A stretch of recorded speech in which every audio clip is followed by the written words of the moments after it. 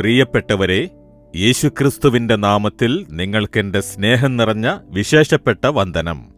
എന്തിനാണെന്നറിയാമോ? ഇന്ന് ഗുഡ് ഫ്രൈഡേയാണ്. ദുഃഖവെള്ളിയാഴ്ച എന്ന് പറയപ്പെടുന്നു. ചിലർ ഗുഡ് ഫ്രൈഡേ എന്നും പറയാറുണ്ട്.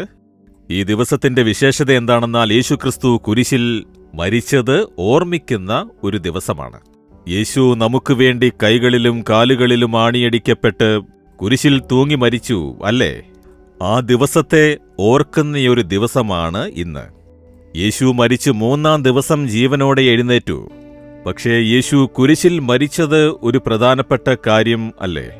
യേശു എന്തിനു മരിക്കണം? ദൈവം മനുഷ്യനായി ജനിച്ചെന്തിനു മരിക്കണം എന്ന് ചോദിച്ചാൽ, രക്തം ചിന്താതെ പാപമോചനമുണ്ടാവുകയില്ല. മനുഷ്യരുടെ വലിയ പ്രശ്നമാണ് പാപം. പാപം അവരുടെ സമാധാനമില്ലാതാക്കും, കുറ്റമുള്ള മനസാക്ഷിയുണ്ടാക്കും. പാപം രോഗങ്ങളുണ്ടാക്കും, വേദനയുണ്ടാക്കും, ശാപമുണ്ടാക്കും, ഒടുവിൽ നരകത്തിലെ തീക്കകത്ത് കൊണ്ടുചെന്നാക്കും. അതുകൊണ്ടാണ് എല്ലാ മതങ്ങളിലും പാപമോചനത്തിനായി അനേകം കാര്യങ്ങൾ പറയുന്നതും ചെയ്യിപ്പിക്കുന്നതുമൊക്കെ. പല പരിഹാരങ്ങളും ചെയ്യുന്നു. പാപത്തിനൊരു പരിഹാരമുണ്ടാകണമെന്ന് എല്ലാവർക്കും അറിയാം. എന്ത് ചെയ്താലാണ് പാപമോചനം കിട്ടുക എന്നാണ് വിചാരിക്കുന്നത്? പണം കൊടുത്തത് നേടാൻ സാധിക്കുമോ? അഥവാ നമ്മെ ഉപദ്രവിച്ച് മുറിവുകളുണ്ടാക്കി അത് നേടാൻ സാധിക്കുമോ? അതോ ദാനധർമ്മങ്ങൾ ചെയ്ത് ഇല്ലാതാക്കാനാകുമോ? അതുകൊണ്ടൊന്നും പാപമില്ലാതാവില്ല. ഒരു പരിഹാരമാണ് വേണ്ടത്. അതിനാണ് എല്ലാ മതഗ്രന്ഥങ്ങളും പറയുന്നത്, രക്തം ചിന്തിയാൽ മാത്രമേ പാപവിമോചിതരാവൂ എന്ന്. കുറ്റമില്ലാത്ത ഒരാളുടെ രക്തം ചിന്തിയാലേ മനുഷ്യരുടെ പാപം ക്ഷമിക്കപ്പെടുകയുള്ളൂ. മനുഷ്യൻ തൃപ്തിയാകാൻ വേണ്ടി മൃഗങ്ങളുടെയും പക്ഷികളുടെയും രക്തം ചിന്തി എന്റെ പാപം ക്ഷമിക്കപ്പെട്ടു എന്ന് സ്വയം സംതൃപ്തരാകുന്നു. എന്നാൽ അത് പരിപൂർണമായ വിമോചനവും സമാധാനവും ഉണ്ടാക്കുന്നില്ല.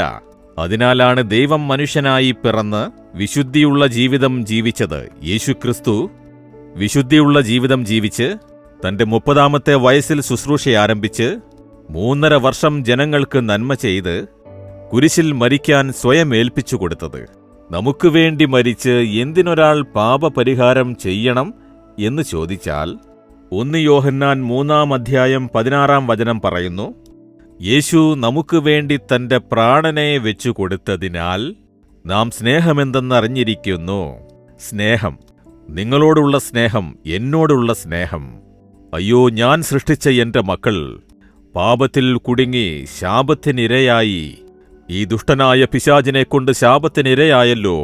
അതിനൊരു പരിഹാരമുണ്ടാക്കണമെന്ന് പറഞ്ഞ് യേശുവിന് നമ്മോടുള്ള സ്നേഹം കാരണം ദൈവം തന്നെ ഈ ലോകത്തിൽ മനുഷ്യനായി പിറന്ന് തന്നെ കുരിശിൽ ബലിയർപ്പിച്ചുകൊണ്ട് പാപത്തിനും ശാപത്തിനും പരിഹാരമുണ്ടാക്കി. ഒരു പാപവും ശാപവും നിങ്ങളെ ബാധിക്കാത്ത വിധം അതിൽ നിന്ന് വിമോചനം തന്ന് നിങ്ങൾ അനുഗ്രഹത്തോടെ ജീവിക്കണമെന്ന് ആ സ്നേഹത്താൽ സ്വയം ബലിയർപ്പിച്ചു. ആ സ്നേഹത്തെ നിങ്ങൾ വിശ്വസിക്കുന്നുണ്ടോ? നിങ്ങളുടെ മേലുള്ള യേശുവിന്റെ സ്നേഹത്തെ വിശ്വസിച്ച് എന്നെ ഇത്രത്തോളം സ്നേഹിക്കുന്നുണ്ടല്ലോ എന്ന് പറഞ്ഞ് അങ്ങയുടെ രക്തത്താൽ എന്നെയും കഴുകി വിശുദ്ധീകരിക്കണമേ, എന്നെ പാപശാപങ്ങളിൽ നിന്നും വിടുവിച്ചരുളണമേ എന്ന് പ്രാർത്ഥിച്ചാൽ യേശുക്രിസ്തു കുരിശിൽ മരിച്ച് രക്തം ചിന്തിയതിന്റെ അനുഗ്രഹത്തെ നിങ്ങൾക്ക് ലഭ്യമാക്കാനാകും. അപ്പോഴേ ആ യഥാർത്ഥ സ്നേഹത്തെ നിങ്ങൾക്ക് അനുഭവിക്കാനാകൂ. അയ്യോ, ഇത്രയും വലിയ അനുഗ്രഹത്തെ എനിക്ക് തരാനായി യേശു സ്വയം കുരിശിൽ ബലിയർപ്പിച്ചുവല്ലോ. ആ സ്നേഹം എത്ര വലിയതാണ് എന്ന്. ആ സ്നേഹം ഇന്ന് നിങ്ങളെ സമീപിച്ചുകൊണ്ടിരിക്കുന്നു. ആ സ്നേഹം മാറ്റമില്ലാത്തതാണ്. അതിനാൽ യേശു പറയുന്നു, എന്റെ മകനെ, എന്റെ മകളെ, പാപം, ശാപം, വേദന എന്ന് വ്യാകുലപ്പെടേണ്ട. ഞാൻ കുരിശിൽ നിനക്ക് വേണ്ടി രക്തം ചിന്തിയിരിക്കുന്നു. എന്റെ രക്തത്താൽ ഞാൻ നിനക്ക് പാപം ക്ഷമിച്ച് വിമോചനം തരുമെന്ന് പറയുന്നു. വിശ്വസിക്കുമോ? ആ സ്നേഹത്തെ ഏറ്റുവാങ്ങുമോ? ആ സ്നേഹം ഏറ്റെടുത്തിട്ടുണ്ടെങ്കിൽ അതോർത്ത് ദൈവത്തെ സ്തുതിക്കുമോ? കർത്താവേ, യേശുവേ, എന്റെ മേലുള്ള സ്നേഹത്താൽ അങ്ങ് മനുഷ്യനായി പിറന്ന് എനിക്ക് വിമോചനവും സമാധാനവും നൽകാൻ, എന്റെ പാപത്തിനും ശാപത്തിനും പരിഹാരമുണ്ടാക്കാൻ കുരിശിൽ രക്തം ചിന്തി മരിച്ച് ഇത്രത്തോളം സ്നേഹിച്ചുവല്ലോ. അങ്ങേക്ക് സ്തോത്രം. ആ സ്നേഹത്തെ ഏറ്റെടുത്ത് ആ രക്തത്താൽ എന്നെയും കഴുകി വിശുദ്ധീകരിക്കണമേ. ആ പാപശാപങ്ങളിൽ നിന്ന് എന്നെ വിടുവിച്ച് എന്നെ അനുഗ്രഹിക്കണമേ, എന്നെ അനുഗ്രഹിക്കണമേ. അങ്ങയുടെ സ്നേഹത്തിന് സ്തോത്രം, സ്തോത്രം. യേശുവിന്റെ നാമത്തിൽ amen, amen. Jesus readings Malayalam YouTube channel subscribe ചെയ്യുക.